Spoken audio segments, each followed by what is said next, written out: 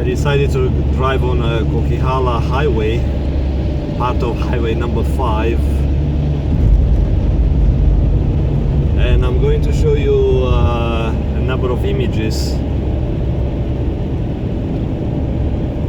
Now it's rainy, and while I'm driving up you will see it's turning to snow,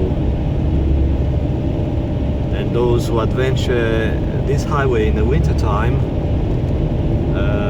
I do suggest not follow the posted speed limits marks here. They do suggest 120, but also they have a variable speed corridor which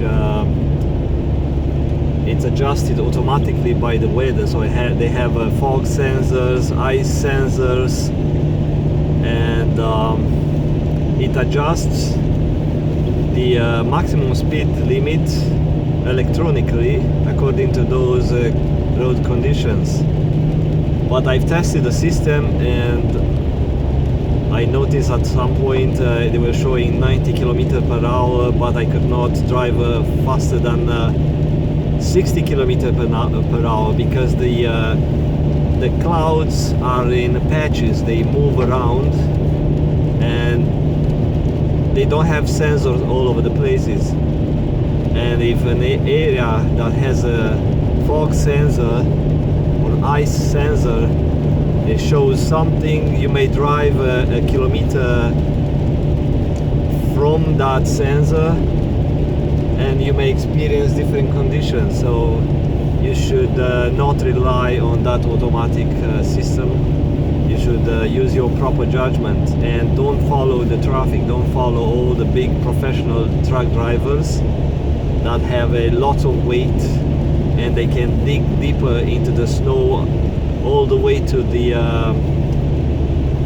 asphalt, so they have a better grip. And especially when they have 18 wheels, it's like a spider with a number of legs, have better grip than someone or an insect or some creature that has only 4 legs.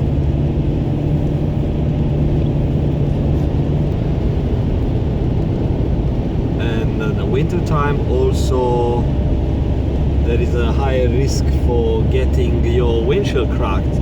My son drove to on this highway about a month ago, and he got a big crack into his SUV windshield, and he had to drive another 2,000 kilometers all the way to Manitoba and another 2,000 kilometers back to British Columbia with that crack in the windshield. So you should be aware that winter tires grab more rocks and debris into the treads than summer tires. So keep some distance and don't follow this type of drivers, like a pickup truck drivers that have a different testosterone levels. They could be younger and not really skilled, not really experienced, or maybe they are experienced truck drivers and they have suspension systems and driveline systems that keep those trucks within their lane. And you see the snow level. I'm not too far, maybe 300 meters below the snow level. I mean, you see snow all over the place, but it's not consistent. But if you see that line, then you realize that snow is in a deeper layer.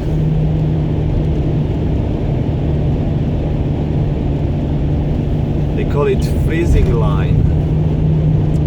So below that line you see the snow that fell overnight or some time ago in larger quantities, and it's still melting. But above that snow level or freezing line, this rain that you see now is frozen or it turns to snow, and that's the reason the snow stays there for longer.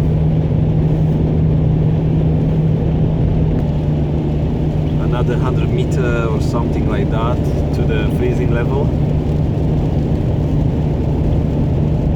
And when you see that, then you expect the road is going to change. It's going to be slippery unless they used a lot of salt.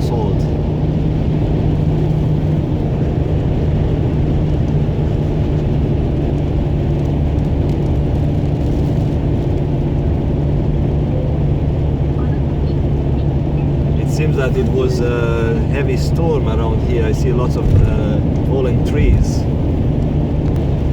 Now it's still raining, but I'm maybe 50 meters from the freezing level. You see the freezing level over there is not far, so I'm not far. I have another maybe 5 minutes to drive up while it's still raining, but I see some snowflakes from time to time. I see now the rain kind of turning into some sort of frozen rain. And 20 seconds ago it was rain, now it's something else.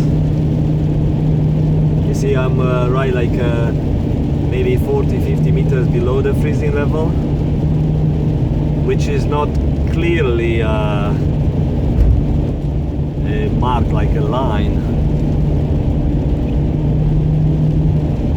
You see now it turns to snow, and if you don't have a newer car that shows the road temperature or the outdoor temperature, you should take this type of signs, the natural signs on the road, and make a guess that the road is going to be slippery, and use your four-wheel drive if you have, or slow down, or make sure you don't drive without a winter tire. So yesterday I drove on number 3 highway, and a pickup truck stopped at the brake check area, and he stopped in the snow, and luckily I was there, and I saw him trying to go back on the road, but his real wheel started spinning and he was digging himself into the snow. And I asked him, why don't switch on a four-wheel drive?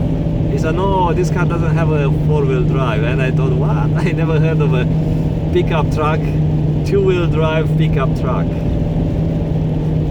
And I went to get my shovel from my truck, and I started digging on the rear tires. I made a little bit of a path, and I told him, you know what, I'm not helping you, I'm helping myself to stay active, and I love it. And yeah, it took some bit of a moving back and forth, and he got back onto the highway, but he had hard time to keep it straight. So I saw that he had all-terrain tires. He was a young driver with a girlfriend, and he probably went out for fun. I don't know, maybe he had something to do on that highway. But it's no point to drive around, like go for a pleasure drive, if your car is not ready for that, for the winter condition, or you are not skilled for this type of roads. So right now I'm on a two-wheel drive, and I feel the car is kind of moving sideways. The tail of the car is moving sideways because of hydroplaning.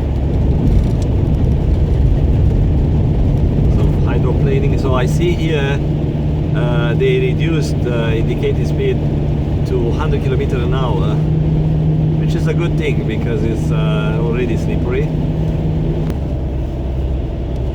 And I see the trees on the sides are pretty blown away. I see stuff flying, and the trees on the left, wow, it's a storm. It's windy, and yeah, I see the marks. So it's not too bad. It's not too bad, but if you have a small car in two-wheel drive, you will have hard time to control it.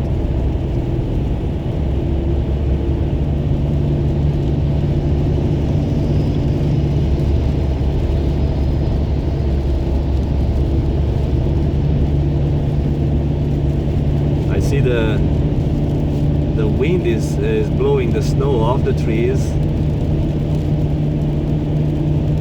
I might see some branches and stuff on the road. See here on the right the broken trees, fallen trees. That's from the recent storm, which we had about 2 days ago, but it's still blowing. I went through Coquihalla on my way here and was about maybe 60-70 km/h wind. I could see the road marks, signs, the speed limit signs. I could see the flags, then the windsocks at the airport and the different industrial facilities. So we are above the freezing level and the snow sticks. I can see it on the side of the road. Of course they used lots of salt and it appeared that the road is not icy, but it should be below 0 Celsius degrees. So it's probably -1 or 2.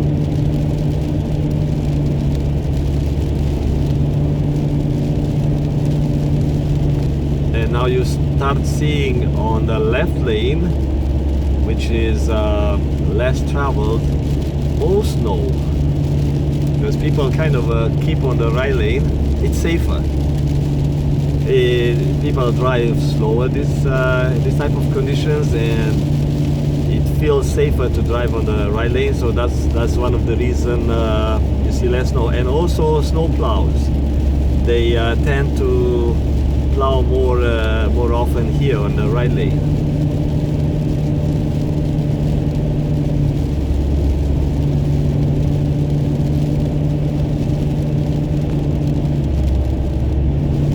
The British Columbia government driving or drivers type of website or informational website, there is a warning saying that the truck drivers, the large truck drivers, have to put on their chains right here, the Box Canyon chain up area. So I don't know if it's still ongoing a warning today, but that was yesterday. So I thought of taking Coquihalla for my snowshoeing adventure, and I decided to go Highway 3 instead. But here the big truck drivers, like this one on the left that just went by, they were supposed to turn. Oh yes, I feel it, because truck driver turn here on the right and they take lots of snow across my lane. So this is a chain up area for the big commercial trucks.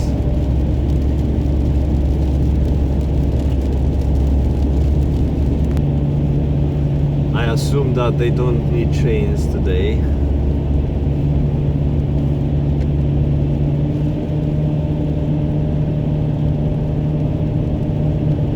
But you see the truck that's coming down on the left. So he's going slow with the flashers on. It tells you that it's not for everyone. So these professional drivers, they know what's going on.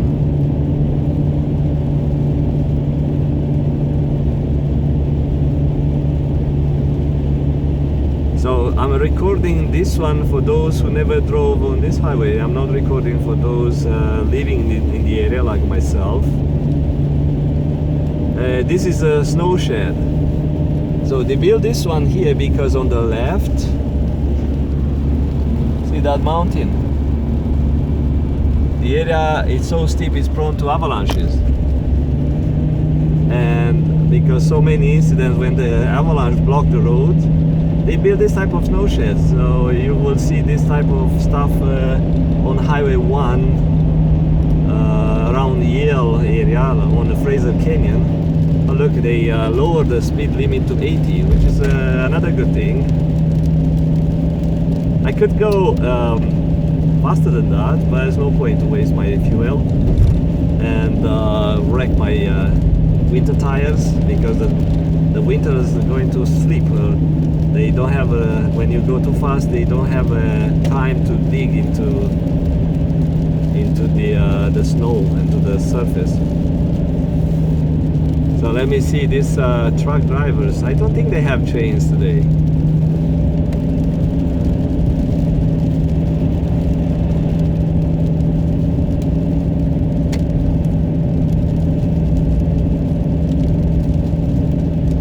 Yeah, no chains, but still they go slow.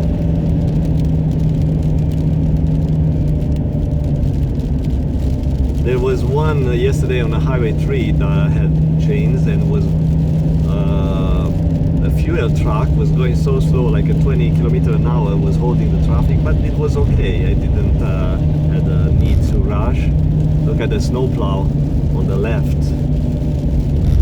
These guys are working hard day and night, day and night. You hear the rocks.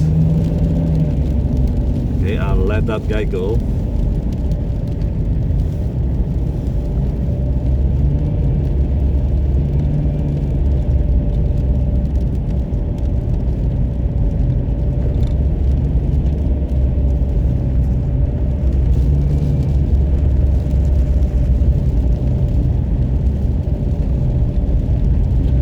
That's an Ontario truck.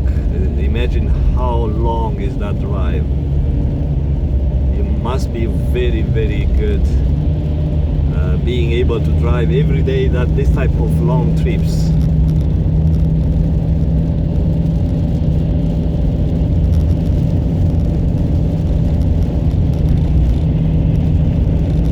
Yeah, he's an Asian guy, but that means to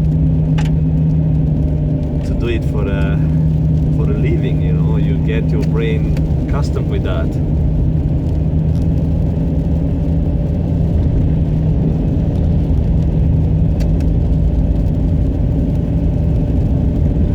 Oh, look at that. It's like going off-road. I've been into roads like that. Oh, it's so nasty.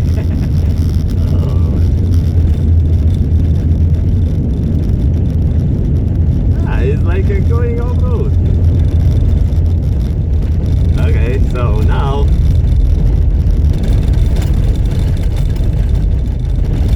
they plowed it. Oh no, that's ice. That's ice. And I could pass, but that guy kind of holding the lane, and there's no point to try to rush here.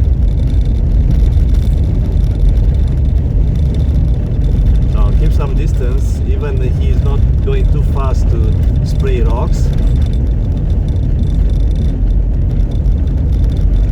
But you see, people have Jeeps and this type of cars. They think, oh yeah, I have a cool new Jeep that has all sort of stability control and stuff that's being advertised. And I can tell you, I've seen Jeeps like a banged and upside down. And not only one.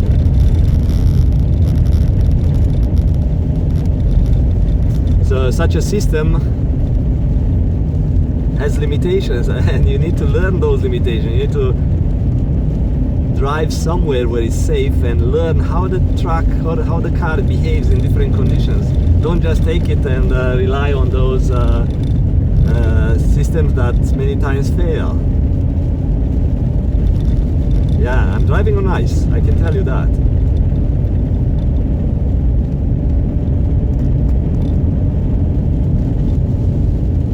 And it's windy. If you look at on the right, you see the snow being blown.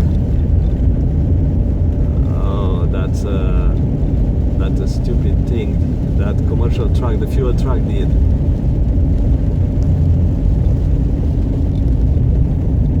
I mean, he knows what he's doing, but to try to go change lanes with that big heavy load, I will not do that.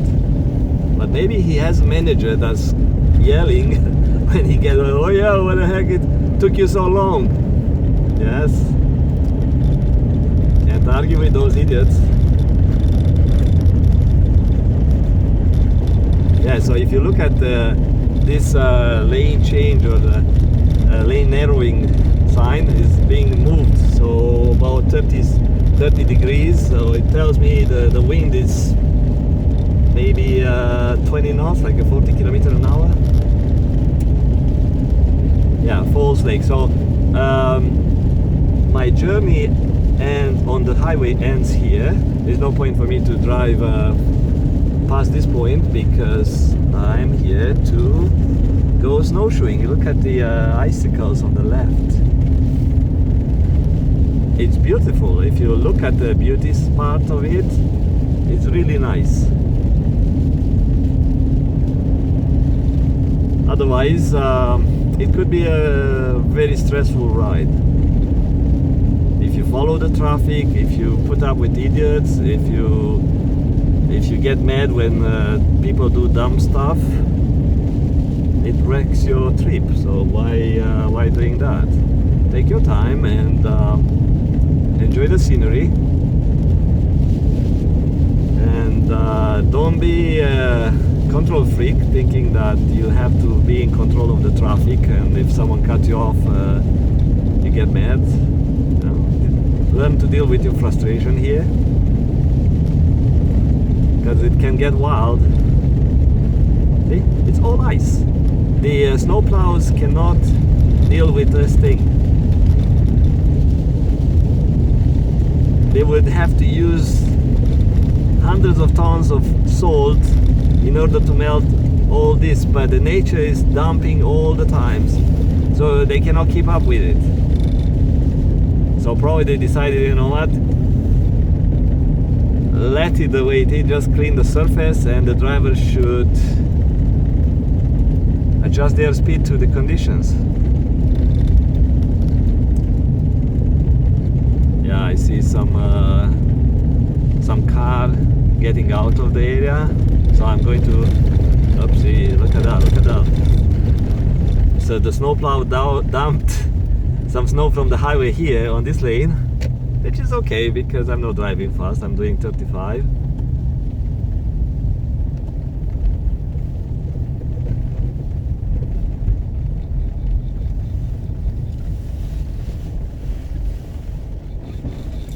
Now I can see the snowflakes.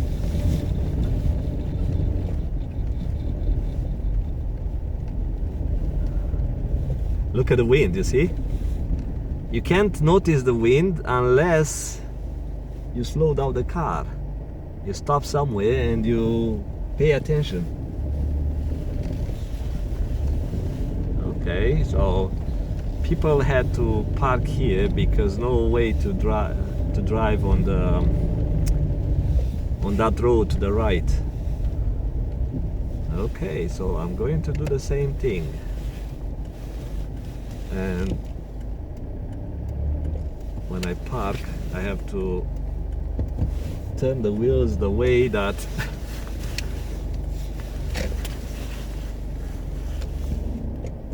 it won't cause my car to roll. See, if I let the car roll, it stops here. Okay, so I hope you had something to learn from this recording, because that was the purpose. I'm recording and I'm going to upload it. It's not for entertainment value, but is to give you some sort of a glimpse. If you never drove on this highway and if you plan to drive the winters, and many times it's worse than that, and especially in the nighttime. I've been driving in the nighttime when was snow, fog, wind, and I could not see maybe 15-20 meters ahead of my car. And I tried all sort of lights. I tried high beam, it's getting worse. Low beam, it's okay. Fog lights work better. I have a off-road light. It did not work for me, because depends where you have it installed. If you have it on the top, that's not going to work for you in the fog. That's mostly for off-road, when you want to see far away. But in the fog, if you have the off-road lights on the top, it's not going to help at all. So fog lights, slower, take your time, don't follow big trucks, don't put up with crazy people, with idiots, and that way you have a higher chance to make it safe home with a car in one piece and with no insurance claim. Take care of yourself. Enjoy life. Bye bye.